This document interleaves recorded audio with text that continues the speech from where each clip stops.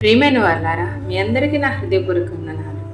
34వ కీర్తన మొదటి చరణంలో ఒక మాట మాట్లాడుతున్నారు. ఎవరు అంటే దావీదు గారు. నేను ఎల్లప్పుడూ యెహోవాను కీర్తించేదను అంటున్నారు. ఎల్లప్పుడూ అంటే నిత్యము దేవుణ్ణి కీర్తించేదని అంటున్నాడు. బలహీనతలోనే కాదు, ఉపద్రవంలోనే కాదు, బాధలోనే కాదు, ఇరుకులోనే కాదు. నిజమే, ఆయన నిత్యము దేవుని కృతజ్ఞతలు చెల్లించారు. ఆయనలా మనము కృతజ్ఞతాస్థుతులు చెల్లించగలుగుతున్నామా? దావీదు గారు దేవునికి దినముకు 3 మార్లు ప్రార్థన చేసేవారు.